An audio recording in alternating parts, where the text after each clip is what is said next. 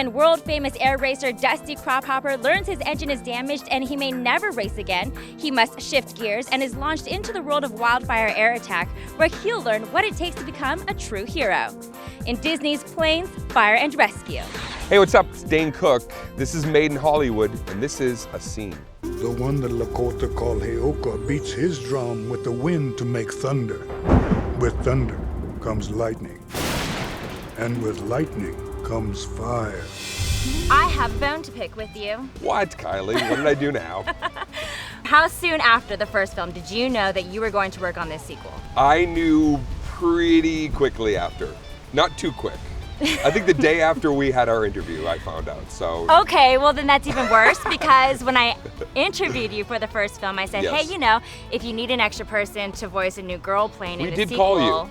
We left messages. Maybe you have the wrong phone I number. think that It you ends left the with wrong a contact. 7, not a 6. That's what it was. Maybe Because I never if we got do that the next message. one, then we can. I'm Dipper. That's what everyone calls me. Okay, Mrs. Miss. Miss, yeah. Dipper. Dipper. Yep. Yep.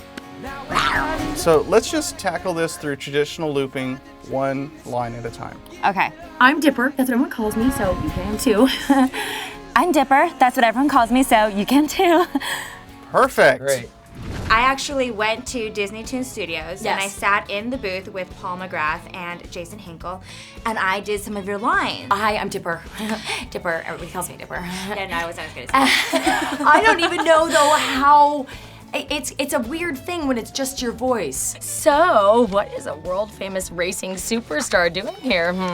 It's kind of like, you know, when you hear yourself for the first time on, you know, back when people had answering machines and you cringe and think, ugh, that's awful. Maru, did you tell him? Actually, this is my first animation, and I found it just to be a little bit more hard work for the imagination and imagining working with these people. Once you get started over the first hump, and it's just, okay, yeah, let's play. All aircraft, we've got a report of a wildfire. Come on, boys, let's load up! Where is Dusty at now? The plane that's used in the first film is a crop duster, and in real life that plane is used in Wildfire Air Attack. But sort of thematically, and what's going on sort of internally, is that he pushed his engine so hard that he's actually damaged it, and we find out he may never race again. Rip off his landing gear. What? Give him a go. Oh, pop the wheels, genius. Oh. So he has to see if he has the courage to, you know, embrace something else with the same passion he embraced racing. In that traditional Disney sense, we're taking the characters into a whole new, playing field. Mr. Mayday. Is that guy writing down everything I say? Yes. So he just wrote that down? Yes. And that? Yes. And that? Yes. Oh, Chevy. It's the most ambitious project we've ever done at Disney Toon Studios. So building fire, and a believable fire, and a fire to the scale that we wanted to do was a huge undertaking for us. Because when you're telling a firefighter story, you want the fire, which is a character in the movie essentially, because it is a living and breathing thing in real life. So it needed to reflect that on the screen. So we took a lot of care and a lot of attention to that. How's the park's wildlife population? Well, if you come to the party night, there'll be plenty of party animals. In the film, there is this quote about Blade, the character, and that Blade is... Ranger, yes. Yes, and Mr. that... Ed Harris Yes, as the voice of really Blade good. Ranger. Epic A little voice. intimidating, but a little yes. scary, yep. Okay, so this quote is, he used to pretend to save lives, now he actually does. And for someone who has a career based on pretending to be someone, have you ever played a character that made you think about quitting your day job, or maybe gave you the desire to be a little bit more like that person?